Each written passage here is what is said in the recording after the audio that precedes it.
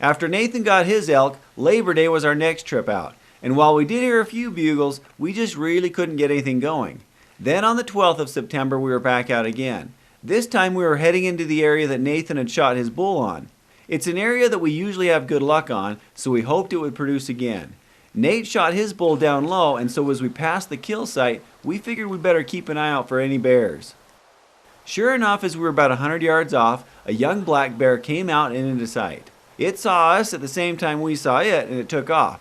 Then within seconds, we could hear two other bears fighting, or at least growling at each other. As we watched one of the bears walk out and into view, it was obviously a pretty decent bear, and with the wind in our face, it had no idea we were there. We just watched as it wandered around until it finally worked uphill another 50 yards and then disappeared behind some trees. With that, it was time to sneak in and see if we could get a shot on one of the bears we'd seen. The ground was dry and actually pretty noisy. We just kept inching our way forward as we had a lot of ground to cover. After several minutes, we got within range of where we'd last seen the bears, but still hadn't seen any sight of them.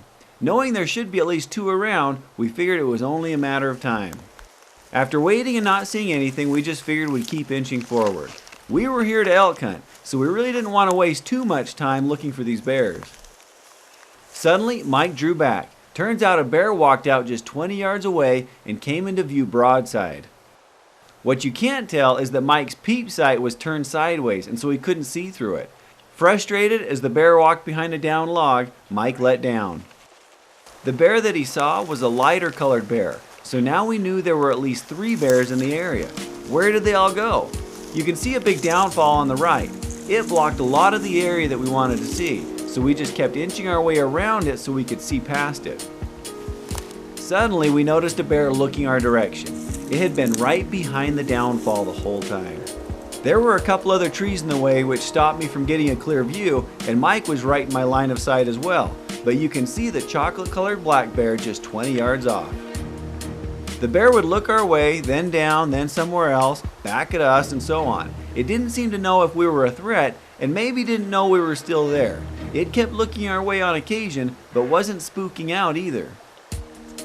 While this was going on, Mike saw another bear briefly over a log to our left. However, I had no idea that he'd even seen it. After 5 minutes of just hanging tight, Mike started to inch his way to his left so he could get an angle on the bear without all the trees in his way.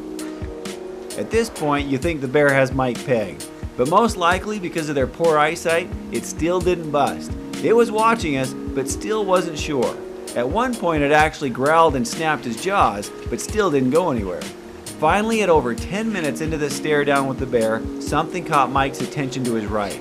Glancing over, another bear was standing broadside about 30 yards away, staring right at us. In fact, it was standing right where we just walked up. I'd go 25 or so. That's a big one.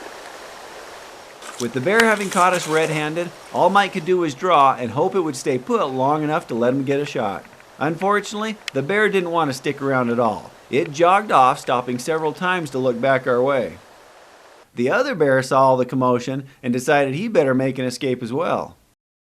I sat there waited for a long time trying to get a shot, and he could tell it wasn't right. You could hear him huffing at me and doing all kinds of weird stuff, which is kind of scary actually when you're sitting there with a bow.